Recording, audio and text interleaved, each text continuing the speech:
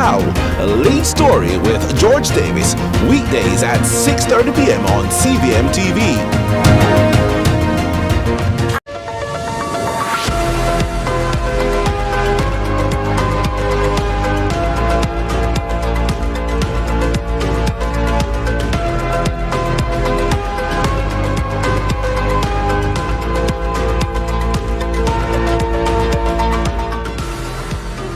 It's Wednesday, September 18, 2024. This is CVM News at noon. I'm Ramon Gordon.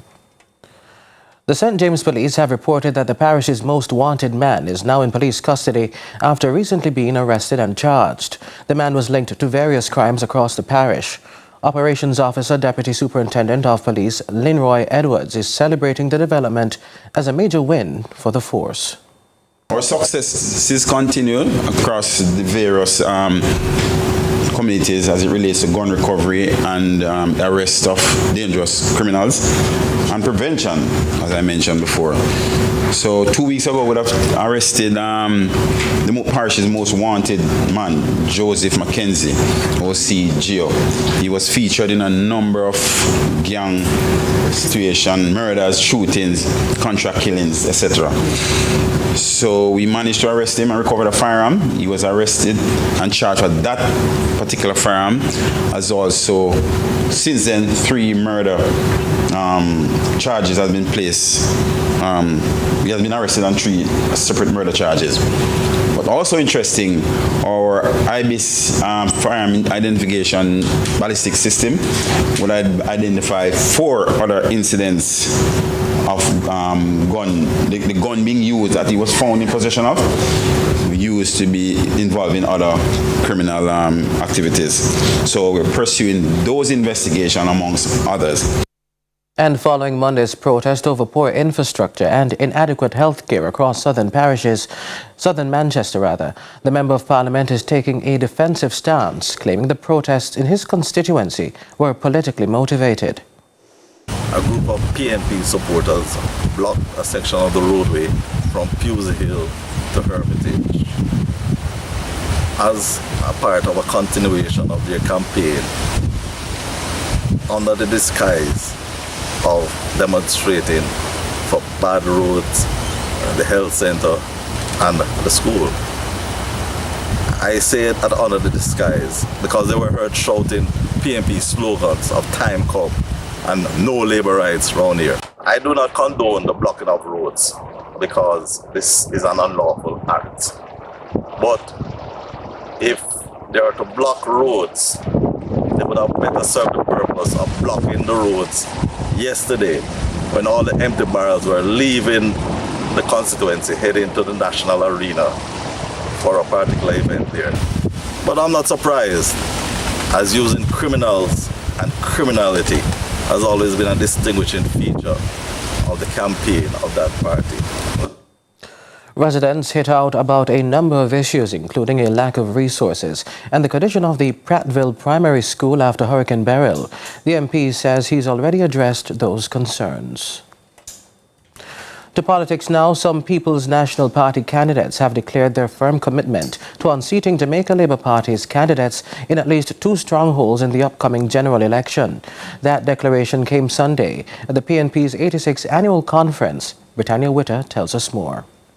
Fueled by the atmosphere in the national arena on Sunday, members of the People's National Party did not hold back as they addressed the party's 86th conference, making it known that they are intensifying their efforts to challenge and potentially convert the Jamaica Labour Party's strongholds. With election season drawing near, the PMP's Doreen Campbell is confident in her ability to uproot the JLP's Member of Parliament for Portland Western and current Minister of Transport, Darrell Vaz. Campbell is hoping to follow the footsteps of former Prime Minister Portia Simpson Miller.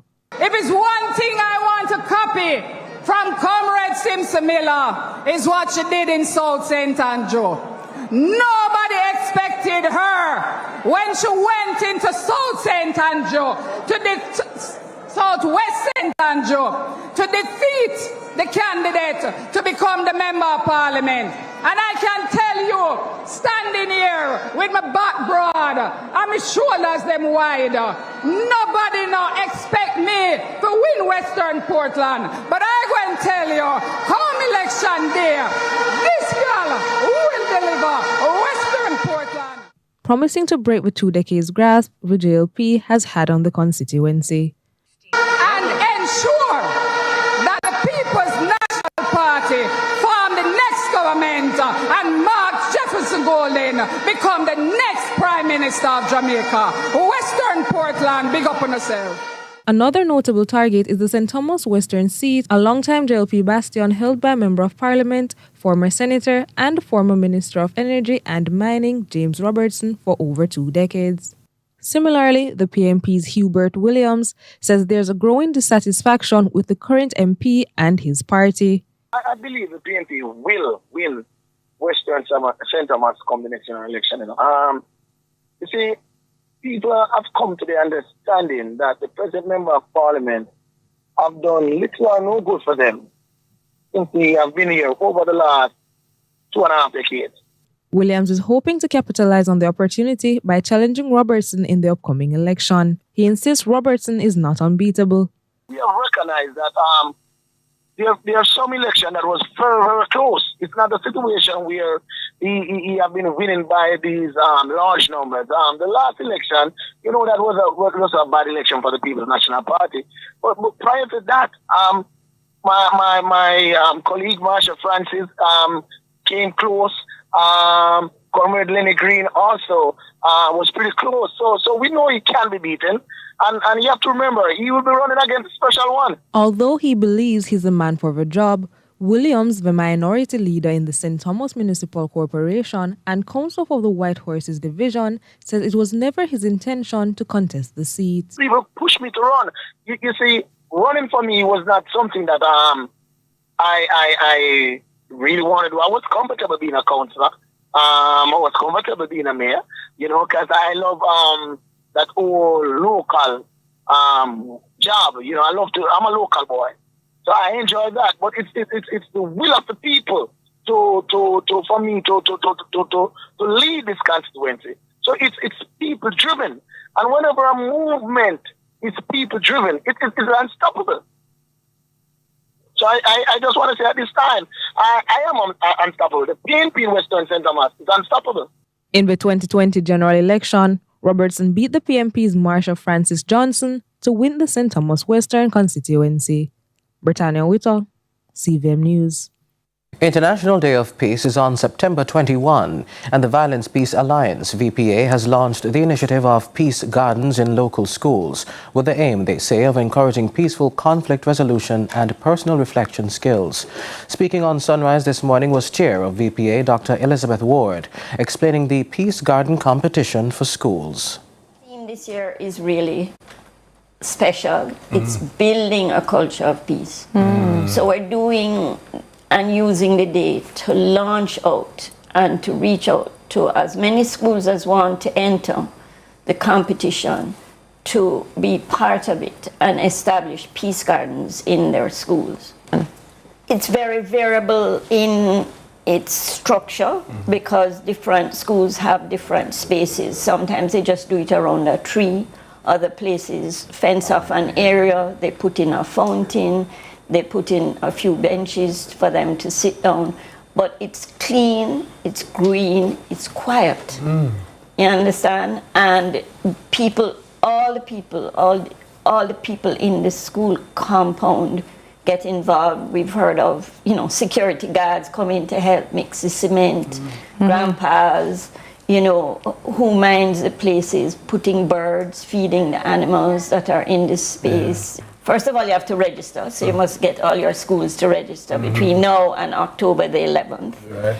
And send us a picture of the space, because we want to know that you don't have a beautiful garden already. The before and the after. You have the before and the after. And we're not just looking for beauty. Right. We're measuring creativity.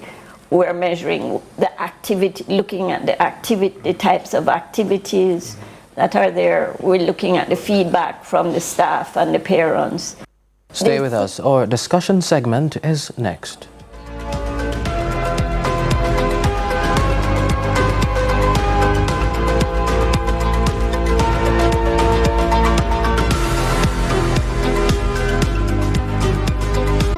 to Candy Craze, your one-stop shop for everything sweet. Got a craving? Planning a party? We've got you covered. With over 200 different types of candies and chocolates, you're sure to find your favorite here. Create your own ice cream flavor by mixing in your favorite toppings or enjoy our delicious milkshakes, blizzards, dip cones, and Belgian waffle ice cream sandwich sundaes. Visit Candy Craze at Progressive Plaza Barbican and upstairs Fontana Waterloo. Candy Craze, making every moment sweeter. You will always keep us vibing. Jamaican quality for sure. First thing when I wake up, pour out my box syrup. Pure water, me can't get enough. Feeling the love in the air. On the beach with my ginger beer.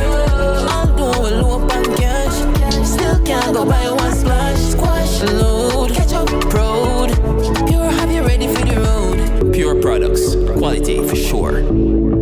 The battle is heating up as two former champions of Manning Cup face off in Zone F. 31-time winners Jamaica College will be facing off with 7-time champions Excelsior High. JC versus Excelsior. See it happen live Thursday at 3:30 p.m. on CVM TV. Schoolboy Football, brought to you by Edgechem, AIM Financial Services, Texaco, and Connix.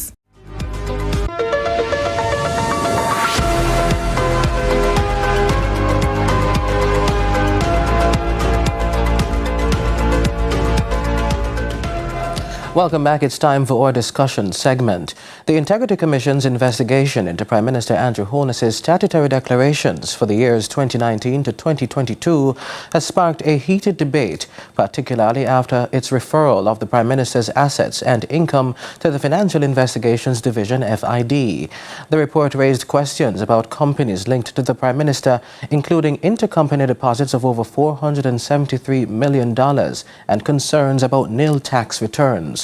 We're joined by tax specialist Denzel White and political and social commentator Kevin O'Brien Chang to discuss the findings, the referral to the FID, and the broader implications for governance in Jamaica. Gentlemen, welcome and thank you so much for joining us. Hi, everyone.